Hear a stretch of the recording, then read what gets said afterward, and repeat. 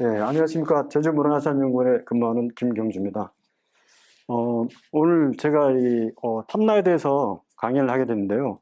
사실은 제가 탐나에 대해서 공부하기 시작한 거는 이제, 그렇게 오래되진 않았습니다. 그런데 이렇게 탐나에 대해서 연구를 할 수 있는 기반이 된 것은 사실은 마한이거든요. 그래서 한 20여 년간 마한에 대한 연구가 굉장히 괄목할 만한 성과가 이루어짐에 따라 가지고 탐나 역시 마한과 연계된 부분도 상당히 많습니다. 예를 들면 마한 영산강유역에서 나온 토기들이 제주도에서 꽤 나옵니다. 그리고 영산강유역에서도 제주도에서 만든 토기들이 나오거든요. 해남 공공리나 나주 보감리 이런 데서 나옵니다. 그래서 이러한 양쪽에 있는 토기들이 서로 나온다는 것은 당시에 탐나와 마한 간에 많은 교류가 있었다, 이렇게 생각이 됩니다. 아무튼 마한에 와가지고 탐나를 강연하게 돼서 영광이라고 생각합니다. 한국 고대 사회 중에 정치 세력 중에 그 문헌 기록이 가장 빈약한 데가 탐나, 마한, 예맥 이 정도 되지 않겠습니까? 물론 가야도 문헌 기록이 적다고는 하지만 탐나에 비해서는 훨씬 많고, 그리고 탐나에 대한 문헌 기록이 탐나라는 명칭으로 등장하는 것은 476년 문조왕 2년, 백제 문조왕 2년에 처음으로 등장합니다. 그 이전에까지는 탐나에 대한 기록이 전혀 없습니다. 물론 주호라는 명칭으로 등장을 하는데 그게 중국 문헌인 삼국지 위지동전 약 한 280년경에 저술된 책이죠. 여기에 주호라고 등장을 합니다. 마한의 서쪽에 있는 큰 섬이 있는 주호라는 게 등장하는데, 이게 아마 많은 연구자들이 탐나의 최초의 기록이 아닌가라고 이제 인식들을 하고 있죠. 근데 주호라는 명칭은 사실은 정치 집단의 명칭이라기보다는 중국 측에서 보는 명칭이겠죠. 그러니까 중국의 사이관에서 사방에 오랑캐들이 있다. 그래서 주호, 섬 오랑캐라고 해가지고 아마 그렇게 표현을 했던 것 같습니다. 그래서 저희들 입장에서 볼 때는 주호라는 명칭은 사실은 우리를 오랑캐라고 부를 수는 없지 않습니까? 그래서 탐나를 연구하는 연구자들은 대부분 다 주호 단계부터를 이제 탐나 시대로 인식은 하고 있습니다. 그러나 오늘 제가 강의 드리는 것은 그 시기 구분상 편의상 주호하고 탐나를 이제 구분해서 얘기를 할 예정입니다. 그리고 이 주호가 등장하는 시기, 그리고 언제부터 탐나라는 명칭을 탐나라는 어떤 정치 집단으로 성장을 했는가에 초점을 맞춰서 말씀드리도록 하겠습니다. 크게 결론적인 얘기부터 먼저 드리면요, 주호라는 그 명칭이 등장하는 시기는 대략 기원전 1세기에서 2세기쯤으로 생각이 됩니다. 왜냐하면은 이 문헌 기록상에 주호라는 명칭이 등장하는 기사에 보면은 마한이 분명히 기록이 됐습니다. 마한하고 진변한이 분리가 되어 있습니다. 이런 것을 본다면은 이 마한이 등장하는 시기는 적어도 기원전 2세기 후반 정도까지 올라간다 보이죠. 그 이전에는 아마 진국이나 중국이라는 그런 명칭이 나오기 때문에 이로 본다면 아마 주호의 상한년대도 기원전 2세기 후반에 상향할 수 없다, 이렇게 보여집니다. 그래서 기원전 1세기에서 2세기 때가 주로 우리가 기록에 보이는 주호라는 집단이 활동하던 시기인 것으로 보이고요. 그리고 3세기 이후부터를 아마 탐나가 이쯤에 등장을 하지 않았나라고 생각이 됩니다. 그래서 계속해서 이제 5, 6세기까지 7, 8세기까지 쭉 해서 탐나가 이제 계속 이어지는데, 탐나를 크게 전기와 후기를 크게 나눌 수 있습니다. 그거는 어떤 기준이냐면은 우리가 6세기 중엽경에 영산강유역이 완전히 백제에 영역화되지 않습니까? 그러면서 탐나가 마한과의 교역 체계가 무너지게 되죠. 이제 백제의 영향을 받을 수밖에 없는 상황이죠. 그 시기를 기준으로 우리가 크게 탐나 전기와 후기로 구분을 하고 있습니다. 그래서 탐나 전기는 주로 교역 대상이 되냐면은 영산강유역의 마한 세력, 그리고 경상남도 쪽의 남부가야와의 교역이 아마 이루어졌을 것이다 라고 보는 거죠. 왜냐하면 제주도에서 그 외부의 토기가 가장 많이 나오는 것은 마한계 토기입니다. 남부가야의 토기도 한두 점이 보이긴 하지만 거의 없거든요. 대신에 이 철 제품은 아마 가해에서 수입하지 않았을까라고 보는 거죠. 이제 변전한 지역에서, 변전한 지역 혹은 남부가야인데, 아마 이 교통로상에는 전남 동부 지역, 전남 서남부 지역이 아마 교통상이 있었을 것이다 라고 보여집니다. 그래서 이러한 교육 루트를 통해서 아마 탐나가 이제 영산강유역의 마한과 남부가요와 이제 교육 체계를 갖추게 되죠. 그러다가 6세기 중반, 전반 중반 이후에 영산강유역이 백제에 완전 영역화되면서부터는 결국은 백제의 교육권이 탐나의 교육권이 백제에 완전히 포함되게 됩니다. 그리고 다시 백제가 멸망한 후에 신라가 삼국을 통일하죠. 그 외에도 이제 탐나는 신라의 그 교육 체계에 따라서 움직일 수밖에 없는 상황이 벌어집니다. 그래서 백제하고 신라가 탐나를 복속시켰지만 그 탐나는 그 자치권을 보장받고 있었습니다. 그것은 무슨 얘기냐면은 이 신라나 백제의 복속이 된데도 불구하고 탐나에서는 큰 변화가 이루어지지 않습니다. 예를 들면 뭐 백제 토기나 통신라 토기가 그렇게 많이 나온다든가 그렇지 않거든요. 거의 찾아보기 힘듭니다. 그리고 백제식 또는 뭐 통신라식 무덤조차도 아예 없습니다. 그리고 제주도의 영산강유역에서 보이는 그 다양한 고총 고분이라고 하는 대규모 고분들 있죠. 그게 제주도에 전혀 없습니다. 신기할 정도로 전혀 없습니다. 그래서 이러한 제주도의 고유 문화가 6세기 또는 7세기 중후반까지 계속 이어져 내려옵니다. 그런 점을 본다면은 탐나가 비록 백제라 신라에 신속되고 복속됐다고 하더라도 그 자치권은 유지되고 있었다. 이렇게 봐야 되지 않을까라고 생각됩니다. 하지만 이 신라에 복속된 이후에 679년 7세기 후반 이후부터는 신라에서 탐나를 재경약을 합니다. 그러면서 조공을 다시 바치기 시작하고. 그런데 이 8세기가 들면은 갑자기 제주도에서 통신라 토기가 폭발적으로 늘어나거든요. 그러니까 그런 고학적 자료를 본다면은 탐나는 결국은 통일신라가 복속되고 8세기 때 들어서 완전히 신라에 완전히 귀속된다고 이렇게 보고 있습니다.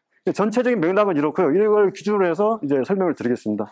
먼저 탐나 정치적인 탐나라는 게 언제 출현했고 어떤 근거를 갖고 얘기를 해야 되느냐 말씀드리는데 이게 참 애매모호합니다. 이게 고구려나 신라, 백제, 뭐 마한 이런 정치 집단은 고총고분들이 많기 때문에 그런 기준을 갖고 이제 어떤 유계성이라든가 어떤 이런 것을 구분할 수 있는데 제주는 고분이 전혀 없기 때문에 그 고분 갖고 논의하기 굉장히 어렵습니다. 단지 크게 여러 가지 사회 변화를 본다면은 저는 기원 후 3세기쯤 뭐 3세기 전후에서 아니면 2세기 후반, 뭐 3세기 초반 그 근처에서 아마 탐나라는 어떤 정치 세력이 크게 대두되지 않았을까 그렇게 보고 있습니다. 그 근거를 보면은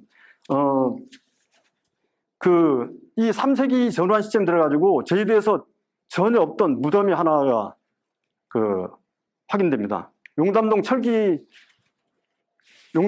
무장묘라는 데가 이제 확인이 되고요. 이 무덤이 축조될 시점에 보면은 커다란 거점 마을들이 등장을 합니다. 그리고 사회 조직이 굉장히 다양하게 변해갑니다.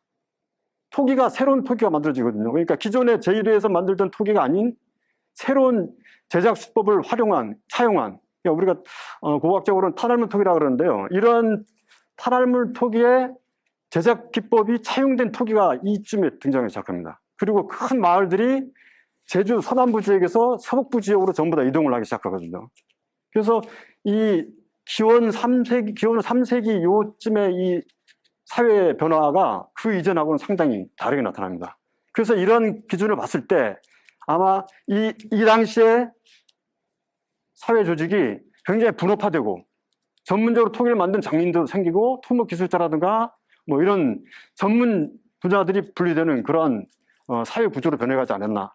그래서 이런 전문화된 사회로 변화되면서 이런 상위 계층이 등장하고 그걸 통제할 수 있는 구조가 이제 만들어진다고 보여집니다. 그래서 저는 이제 기원 3세기 전환 시점을 주어에서 탐나로 성장하는 그런 시점으로 보고 있습니다.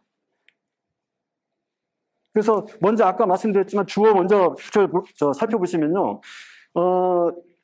주어는 기원전 2세기경에 이제 유만조선 중부 이남을 진국 또는 중국이라고 불렀거든요. 그래서 문헌 기록상에는 3만이 등장하지 않습니다. 아직. 그래서 문헌 기록을 충실히 본다면은 결국은 한이라는 존재가 정치체가 출현한 게 2세기 말을 상한 연대로 볼 수가 있겠습니다. 그러면 주어도 마찬가지로 삼국지라는 책에 마한의 서쪽에 있는 큰 섬이라고 했기 때문에 결국은 마한이라는 실체가 등장하기 전에는 등장한 이후에를 기록의 상한연대를 볼 수밖에 없는 거죠. 그래서 저는 주어의 상한연대를 기원전 2세기 후반 내지는 늦으면 1세기 전반, 기원전 1세기 전반경으로 이제 보려고 하고 있습니다. 근데 여기 지금 보시면은 이 주어에 대한 기록이 삼국지 지동이전과 후한서에 다 기록이 되어 있습니다. 근데 삼국지 지동이전이 한 280년경에 제작됐고 후한서가 한 440년경에 제작됐거든요. 근데 그 내용을 보시면은 이 위에 이렇게 삼국지고 이게 후한서 기록인데 삼국지 이동이전에는 주호라고 되어 있는데 후한서에는 주호국이라고 표현이 국으로 변합니다. 근데 이게 이 주호국이라고 한 게 아마 이쯤 이 440년경에 볼 때 중국 사가들이 볼 때 이 주호가 국정도의 규모를 또 성장했다고 인식하고 기록을 한 게 아닌가라고 보여집니다. 그래서 이런 주호라는 기록들이 이 문헌을 편찬한 이 사가들이 직접 와서 본 게 아니고요. 저희들 보기에는 예, 그 일반 조선이 멸망하고 한사군이 설치되면서 이 한사군에 있던 낙랑이나 대방 상인들이 아마 해남 궁공리나 경남 사천 늑도나 이쪽에 상업활동 많이 하면서 아마 여기서 들은 정보를 그쪽에 전달한 게 기록된 게 이게 아닌가라고 보여집니다. 왜냐하면은 이 삼국지 유지 동의전이 그 이전에 어한의 위략이라는 책에서 거의 차용을 하거든요. 그 내용을 보면은 그 어한을 쓴 작가의 어떤 내용을 보면은 결국은 낙랑 상인들의 갖고 온 정보를 갖고 이제 정리를 해놓은 거거든요. 그렇게 본다면은 결국 주어는 그 상인들에 의해서 정보를 수집했고 그 정보가 얼마나 정확한지는 모르겠습니다만은 예, 그런 식으로 기록이 된 거죠. 그래서 아마 이 주어 집단이 그 동아시아 교역로상에서 굉장히 개입을 해가지고 선진 문물을 들여오고 이런 것들을 했던 것 같습니다. 그래서 제주도에서 오면은 이런 중국계 인물들이 꽤 나옵니다. 이 제주도는 철광산이 없습니다. 철이나 청동을 자체에서 만들 수가 없어요. 다 100% 수입해야 됩니다. 옥도 마찬가지예요. 옥산지도 없습니다. 그래서 제주도에서 나오는 옥이라든가 청동 제품, 철 제품은 100% 수입품이라고 봐야 돼요. 또 그리고 나중에 또 다시 말씀드리겠습니다만은 40개 토기 같은 아주 발달된 토기도 제주도에서 만들 수가 없습니다. 왜냐하면 제주 토양이 화산의 토라서 이런 그 40개 토기 같은 거 만들려면 보통 1000도 이상 온도를 올려가지고 가마에서 구워야 되는데 제주도에서는 제주도 흙으로 빚은 경우에 1000도까지 올리면 다 깨져버립니다. 이게 소성이 안 돼요. 다 깨져버리고 토양 자체가 화산의 토라서 만들 수가 없습니다. 그래서 제주도에서 나오는 이런 신라, 가야, 마한톡이라든가 뭐 도자기 이런 것들은 전부 다 100% 수입입니다. 지금. 그래서 제주도에서 나오는 토기들이 결국은 교역 과정에서 들어온 유물이라고 봐도 무리가 없죠. 그래서 그런데 이게 주어에 대한 위치 부정 문제라든가 이런 문제가 상당히 많습니다. 왜냐하면 기록상에 보면은 삼국지전에 나온 기록을 보면은 일본의 위치 뭐 이런 기록들이 정확히 위치가 표시되어 있거든요. 근데 주어는 마한의 서쪽에 있다고 되어 있습니다. 물론 마한의 그 영토가 황해도 근처까지 갔었죠. 그리고 나중에 뭐 점점 영산강유로 좁혀가지고 나중에는 영산강유까지 병합이 됩니다만은 그렇더라도 제주가 서쪽에 있는 건 아니거든요. 그래서 어떤 연구자분들은 변환해서 보는 서쪽이다 이렇게 하시는 분도 있어요. 근데 크게 이제 뭐 아시겠지만 제주도라고 주어를 인식하시는 분이 굉장히 많습니다. 그리고 강화도로 보는 설, 그리고 북한 학자가 묘도열도 산동반도 맞는 거기를 얘기를 하는 거거든요. 그래서 이렇게 크게 세 가지 설이 있는데 대체적으로는 제주도로 보는 게 거의 보편적입니다. 그래서 뭐 여기 밑에 보시는 것처럼 여러 가지 이렇게 있는데 아마 제주도를 남유상으로, 그러니까 이 기록을 한 편찬자가 중국의 그 낙양에서 볼 경우는 서쪽일 수도 있어요, 이렇게. 그러니까 우리가 그걸 명확히 인식을 못하지만 어쨌든 간에 그 해상의 가장 큰 섬, 당시에 한반도 남해안 지역에서 가장 큰 섬은 역시 제주도이기 때문에 제주도를 지칭하는 것이다 이렇게 보여집니다. 그럼 주어의 대외교류, 교육 대상하고 활동 시기는 언제인가? 주어 활동 시기의 경우에 기원전 1세기에서 기원 후 2세기 때 제주도에서 나오는 유물 중에 제주도가 아닌 외부에서 들어왔다고 생각되는 유물들이 상당히 있습니다. 청동 거울, 청동 검, 청동 화살촉, 중국 화폐, 옥기, 옥제품조, 옥팔찌 뭐 이런 것들, 그 구슬 이런 것들은 전부 다 제주도에서 생산이 불가능한 겁니다. 근데 이런 유물들이 어디서 왔겠느냐 하면은 이런 청동 화살촉이라든가 청동검, 그 옥팔찌 이런 것들은 대부분 다 우리가 낭랑이라고 하는 평양 일대에서 굉장히 많이 나오는 유물들이죠. 그래서 이게 과연 제주도에서 이 주호 세력이 직접적으로 교육을 했느냐 안 했느냐 그것은 정확히 알 수가 없습니다. 다만 이러한 유물들이 3만 지역에서도 상당히 많이 나옵니다. 그래서 이러한 3만과의 교류 과정에서 직간접적으로 아마 교육을 했을 것이다 그렇게 보여지고 있거든요. 그래서 주호의 교육 활동을 보면은 이러한 유물들이 많이 나오는데 이러한 유물들이 그래서 이 교육하던 시기에 한반도 남부 지역에는 뭐 해남 궁곡리, 뭐 광주 신창동, 그 경남 사천 늑도 이런 쪽에서 동시기에서 나오는 유물 보면은 우리가 삼각형 점토띠 톡이라는 게 있습니다. 이게 굉장히 유행하던 시기거든요. 제주도에서도 이 토기가 나옵니다. 그 제주산 흙이 아니고 여기 한반도 남부 지역 산 토양으로 만든 토기들이 꽤 나옵니다. 그것은 이제 그 상인들이 서로 교육하는 방문 교육하는 과정에서 갖고 왔다는 얘기죠. 그러니까 이게 제주에서 만든 토기하고 외부에서 만든 토기가 틀려요. 이게 태토가 이 바탕흙이 틀립니다. 그러니까 우리가 현미경 관찰도 하지만 육안으로 관찰해도 이게 외부에서 들어온 토기인지 제주도에서 만든 토기인지 알 수가 있거든요. 근데 이게 이러한 토기들이 어디서 많이 나오느냐? 제주 같은 경우는 동북부 지역. 성산포 가기 전에 제주시 성산포 가기 그 중간쯤에 종달리 유적이란다고 했습니다. 여기서 많이 나오거든요. 반대로 서남부 지역, 서귀포, 화순, 강정 이쪽으로는 아예 안 나와요. 근데 우리가 구체화시킬 수는 없습니다만 만약에 그게 이 경남 사천 늑도와 해남 궁곡리와 관련된 교육 체계에 주로 다담했던 집단이라면 결국은 종달리에서 활동했던 집단이 아닌가라고 보여집니다.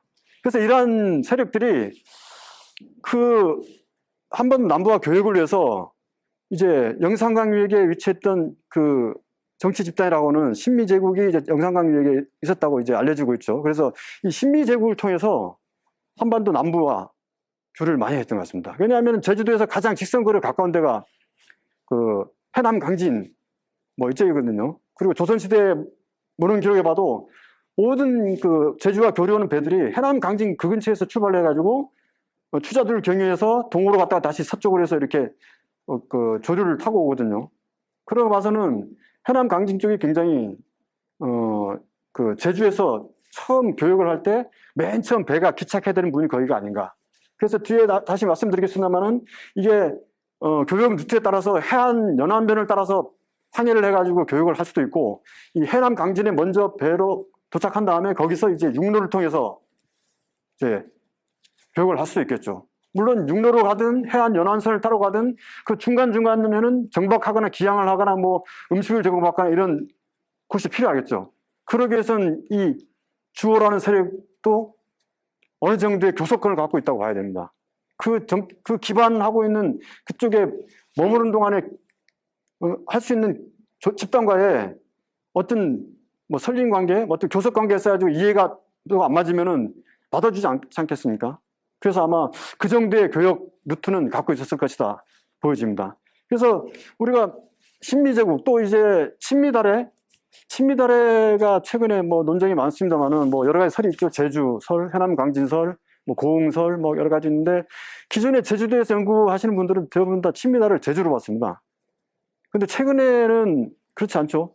왜냐하면 이게 그 369년에 근초고왕이 남방 진약할 때 친미달해를 도륙하고 가라치고 평정한다는 기록이 있는데 만약 친미달해가 제주라면은 상당히 제주가, 바다 건너의 제주가 백제의 굉장히 위협적인 세력이었다고 볼 수밖에 없거든요. 근데 그 고립적인 제주에서 과연 그 정도의 도륙이라는 게 진짜 죽인다는 얘기인데 그 정도의 원하는 살만한 행동을 했을까라는 것도 의문이고, 그리고 이게 제주 올라면 배를 타고 가야 되거든요, 바다 건너서.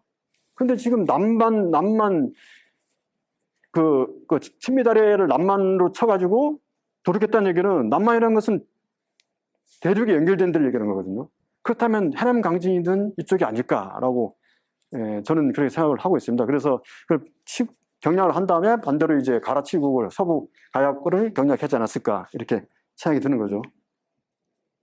자, 그러면은 이제 탐나가 등장하기 전인데, 아까 말씀드렸던 주호 시대의 유물들이 결국 탐나가 등장하기 직전의 상황이죠. 그래서 한반도 남부 지역을 통해서 뭐 낭랑과 교역을 했는지 안 했는지는 명확하게 말씀 못 드리겠습니다만, 어쨌든 간에 낭랑 유물들이 많이 나온 걸 봐서는 직간접적인 교역은 분명히 있었다라고 보여집니다. 그래서 여기 보시는 것처럼 청동 검, 그리고 그거 청동 화살초, 중국 저 화폐, 이게 방제경, 한식경이죠. 저 거울, 그리고 이거 옥팔찌. 이 옥팔찌는 평양 그 낭랑구역에 있는 정호동 잃어버려서 비슷한 게 나옵니다. 이거는 아마 중원에서 왔다고 보이는 거죠, 중원. 저 중국 내륙의 신강성이라는 데서 아마 제작된 게 낭랑을 통해서 제주에 유입됐을 거라고 추정만 하고 있습니다. 근데 이 분석을 했지만 그 명확하게 분석 결과가 나오질 않아가지고요. 그래서 이런 것들이 많이 나옵니다. 그런데 보시면은 이런 유물들이 제주만 나오는 게 아니고 한반도 서해안을 따라서 쭉 이제 분포하고 있습니다. 한반도 서해안 연안면을 따라서 남해안, 또 동해안 일부 지역, 그리고 일본 연안, 오키나와까지. 그러니까 이 당시에 이 동아시아에서 그 낭랑과 한반도 남부와 이제 일본으로 연결되는 교역 루트가 있었다는 얘기죠. 그것은 뭐 삼국지 이지동전에도 나옵니다. 나오는데 이러한 교역 루트에 아마 탐나가 적극적으로 개입해가지고 선진 문물을 많이 들여왔지 않나. 그래서 그러한 증거가 바로 이런 유물들이 아닌가라고 보여집니다. 그러니까 탐나가 등장하기 이전의 상황을 보면은, 아까도 말씀드렸지만 탐나가 등장하기 전에는 제주 서남부 지역하고 동부북부 지역하고 두 군데가 큰 유적이 있는데 전혀 다릅니다. 이게 서남부 지역은 우리가 소위 말하는 그 이전에 있던 송국리 문화를 받아들여가지고 제주화시킨 거점 추락들이 쭉 여러 유적이 병렬적으로 이렇게 배치는 반면에, 동북부 지역의 아까 종달리 패층 같은 경우는 전혀 다른 문화가 있거든요. 삼각형 점토티 톡이라고 하는 그걸 중심으로 형성된 유적이 있습니다. 근데 반대로 아까 서남부 지역, 서귀포 쪽은 이런 톡이 안 나와요, 거의. 그러니까 무슨 말이냐면 제주도에 요 탐나가 등장하기 직전에 서남부 지역하고 동북부 지역 간에 이질적인 집단이 상호 존재, 두 집단이 같이 존재했다는 얘기죠. 그러니까 제주 전역이 하나의 문화권으로 통일 안 됐다는 얘기죠.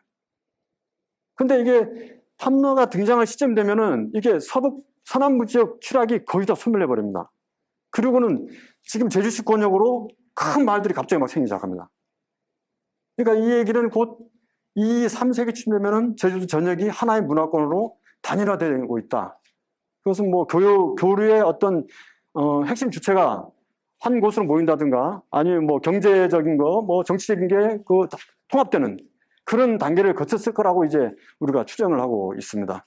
그래서 지금 보시는 것처럼 경남 사천이라든가 사천 늑도, 그다음 전남 해남 궁곡림, 그 제주도 종달리 패총, 여기가 동일한 토기가 이제 나오거든요. 그래서 요게 아마 제주에서 볼 적에는 가장 거점 교역로였다고 보여집니다.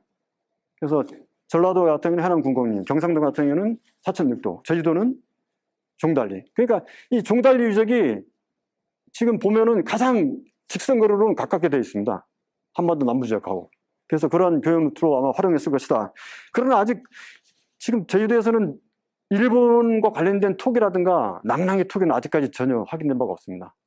물론 우리가 최근의 연구 성과에 의하면 중서부 지역에, 한강 경기 지역에, 이남의 경기 뭐 남부 이런 데서 낭랑계 유물과 함께 낭랑계 톡이 굉장히 많이 나거든요. 그래서 낭랑계 톡에 대한 연구도 많이 되어 있습니다. 그래서 그렇게 나올 수밖에 없는 게, 왜냐하면 그 한강 이북으로 황해도까지 대방군과 낙랑군하고 평양의 당랑하고 접했기 때문에 그 물질 문화가 많이 그 내려올 수밖에 없죠. 그리고 뭐 우리가 역사적인 기록을 보면은 뭐 준왕의 남하라든가 뭐 여러 가지 기사 있지 않습니까? 뭐 중국의 신나라의 고역을 피해서 마한 고지로 왔다 뭐 이런 얘기들을 참고할 때 많은 선진 문물들이 남부 지역으로 내려왔을 가능성이 높다는 얘기죠. 그런데 아직까지 제주도에서는 낙랑 토기나 일본 토기는 아직까지 확인되기 없습니다. 그러나 아시겠지만 경남 서부 그 남부 지역 같은 경우는 특히 사천 늑대에서는 그 일본계 토기들이 상당히 많이 나오죠. 그러니까 일본하고 사천 간에 교육이 굉장히 많이 이루어졌다는 얘기입니다. 대신에 아마 탐나는 일본과 직접적인 교육은 없었다고 보여집니다. 아직까지 자료를 볼 때는. 대신에 그 일본하고 그 변진환이 교육하는 과정에 아마 사천 늑도나 이런데 제주에서 많이 가가지고 그쪽 그 외의 상인들하고 거기서 교류는 이루어지지 않았을까라고 이제 추정은 하고 있습니다.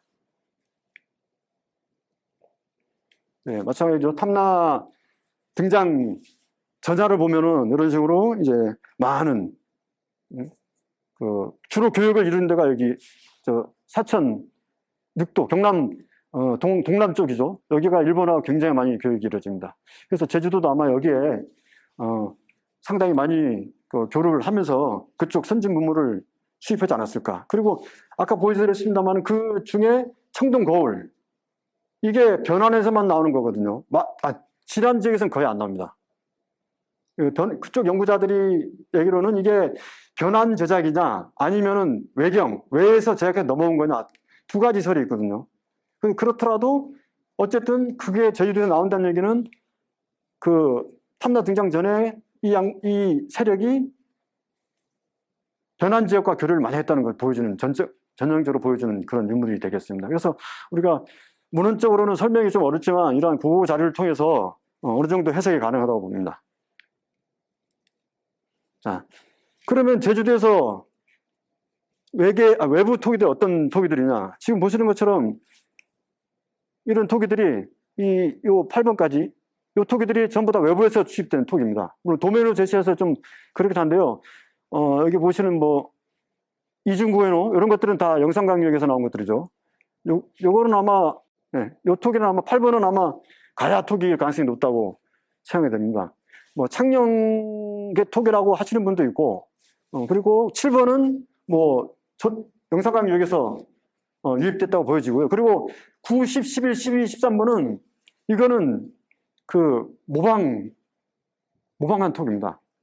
제주도에서 제주 흙을 갖고 외부의 토기를 모방해서 만든 거죠. 그래서 이 시기에 제주에 그 이런 흙으로 빚은 토기 중에 이렇게 바닥에 평평하거나 몸체에 이렇게 둥그렇게 된 토기는 없습니다. 그래서 요 밑에 9번, 특히 9번은 모방 토기입니다. 지금 위에 보시는 항을 있죠? 2번 같은 이런 토기들을 모방하다고 보여지죠. 그리고 10번, 11번도 제주도에서 거의 나지 않는 겁니다. 유일하게 그 팝이라는 토기인데 그 카평 토기. 이건 영상 강력이나 남부 가야지에서 많이 나오죠. 근데 제주도는 이 모방 토기 딱 2점 빼고는 아예 없습니다. 그리고 12, 13번. 이것도 제주도에서 2점밖에 없거든요. 뭐, 여기 뭐, 저희는 그냥 원통형 토기라는데 이게 지금 위아래로 다 깨져가지고 이 부분만 있어가지고 정확한 기억은 알 수가 없는데 이게 아마 영상 강요에서 나오는 원통형 토기, 분주 수립형 토기, 이와 유사한 게 아닌가라고 생각이 됩니다. 그래서 이런 것들이 이제 전부 다 이제, 여기서 현지에서 이제 모방 제작이 되죠. 그리고 여기 보시면은 여기 보시는 게 이게 사천 늑도에서 나온 토기입니다. 요건 제주도에서 삼양동하고 하구에서 나온 토기고요. 근데 이 토기 보면은 이 바탕흙이 제주의 토기는 바탕흙에 각삼성이라고 그래가지고 모래알갱이 있어요. 모래알갱이를 많이 섞어서 제작을 하거든요.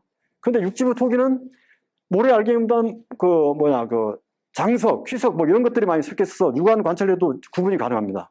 근데 이게 이 늑도표청에서 이런 제주식 토기가 나오는 거죠. 많이 나왔습니다. 근데 이게 사실은 최근에 이게 제주 토기인 줄 알았지 이게 90년대 초반 80년대 발굴할 때는 이게 그쪽 연구자들이 제주 토기인지 몰랐어요.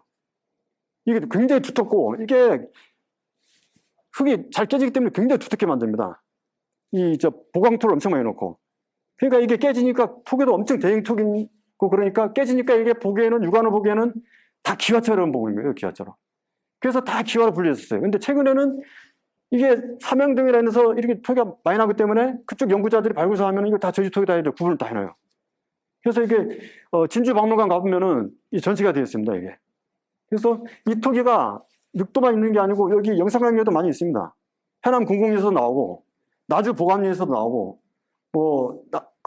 나주 수문패총 이래서 꽤 나오거든요. 근데 이게 토기가 대부분 다 대형 토기입니다. 이게 여기서 나오는 것들이. 아마 그 대형 토기는 제주에서 이쪽으로 교류를 하면서 교류 물품을 담아서 왔었겠죠. 그래서 아직까지 증명된 건 아닙니다만은 제주도에서 재미있는 게 뭐냐면 이 시기에 그 패충이 굉장히 많은데 동물뼈가 엄청 많이 나옵니다. 동물뼈가 엄청 많이 나오는데 어떤 데는 밭 하나 가득 그냥 동물뼈가 몇 미터씩 쌓여 있어요. 근데 그것을 대략적으로 분석을 해보면은 이상하게 머리뼈에 비해서 이 하반신 이쪽 뼈가 거의 없어요. 이게 무슨 이유일까?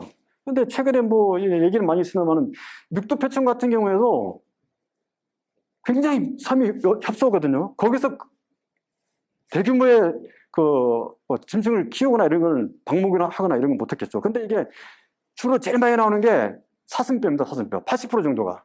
그리고 멧돼지뼈가 한 20%. 그다음 아주 극소수로 소뼈, 개뼈이 나오는데 대부분 다 사슴뼈거든요. 근데 사슴은 방목이 안 돼요. 키우지 못합니다. 다 야생에서만 잡아야 돼요. 멧돼지는 사육이 가능한데 사슴은 사육이 가능하지 않다고 알려져 있거든요. 근데 사슴뼈가 그렇게 많은데 머리뼈가 특히 엄청 많아요. 근데 이 사지뼈가 거의 그거에 비해서 굉장히 적어요. 그래서 혹시 제주에서 엄청 많은 그 사슴들을 잡아서 늑도나 해남 궁곡리로 수출한 건 아닌가라고 보여지는 거죠. 나중에 뒤에서 보실 수 있으면 탐나에서 일본에 수출하는 물품 중에 탐나복이라는 게 있어요. 탐나복. 그게 탐나에서 잡은 전복을 수출했다는 기록이 있습니다. 근데 그게 탐나복이 탐내에서 잡은 전복인지 아니면 그 명칭 자체가 탐나복인지 그거는 여러 가지 분분한데 어쨌든 그런 게 있거든요. 소뼈, 소머리, 뿔, 사슴뿔 이런 것도 많이 수출했고요. 그리고 어산물도 말려가지고 방포 해서 수출도 하고. 그래서 아마 제일 많이 수출했던 게 이 사슴 멧돼지뼈하고 해산물이 아닐까라고 보여진다. 그래서 이런 대형 토기들이 많이 나오는 거는 이런 수출하면서 거기 실어갔다가 거기서 팔고 이제 우리는 다른 걸 가져오면서 그걸 버리고 온다든가 이래서 남아있는 게 아닌가라고 생각합니다. 그래서 늑도 같은 경우에는 여기 제가 알기로는 강진에도 제주도에 그 현무암들이 굉장히 많다고 알고 있거든요. 늑도에서도 꽤 나옵니다. 현무암째 닷. 배를 고정시키기 위한 닷 있지 않습니까? 근데 이게 거기서는 원래 안 나오는 돌이에요. 강진도 마찬가지 그런 돌이 제주에서만 나오는 돌인데 이게 제주에서 이쪽으로 배를 타고 올 때 지금 평형수 같은 게 있잖아요. 지금 현대 배에 균형을 잡기 위해서 밑에 물을 채우지 않습니까? 제주도에서는 이제 그 현무암 돌을 그 배 밑에 채워가지고 그걸 평형수처럼 왔다는 기록이 있어요. 조선시대에. 조선시대 때 말을 진상할 때 말이 바닷가에서 갈 때 날뛰잖아요. 이게. 그걸 잡아주기 위해서 그 돌을 이렇게 밑에 깔아서 왔다는 기록이 있긴 합니다. 오늘. 그래서 아마 강진 마량이나 이런 데 와가지고 말을 다 내린 다음에 이제 말을 진상하고 돌아갈 때는 말이 없으니까 돌을 거기에 다 버려버리고 가지 않았을까 그런 얘기들이 많습니다. 그래서 그런 차원에서 아마 이것도 그렇게 볼 수 있고요. 이것도 마찬가지입니다. 대부분 다 영산강 유역 토기라고 봐야 되죠. 이런 토기가 제주도에서는 제작이 불가능합니다. 그래서 이거는 100% 수입품이라고 봐야 되죠.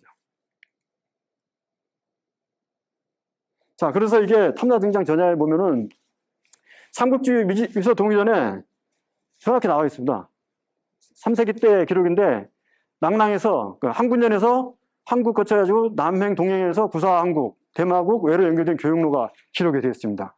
그렇다면 이게 서해안 항로를 따라서 해남 궁곡리를 거쳐가지고 사천 늑도를 통해 가서 쓰시마, 외로 이렇게 들어갔다고 보여지는 거죠. 이거는 기록이 분명히 있고 그 교역로상에 영산강유역에는 해남 군곡리표층이라는 큰 유적이 있죠. 그리고 경남 사천에 늑도라는 큰 유적이 있고, 제주에는 종갈리라는 큰 유적이 있습니다. 그래서 이런 것들이 그 교역로상에서 아마 연계해서 이루어졌다고 보여집니다. 그래서 탐나는 어쨌든 간에 이 등장 이전부터 그 선진 문물에 대한 그 도입을 그 해남 군곡이나 사천 늑도에서 구할 수밖에 없죠.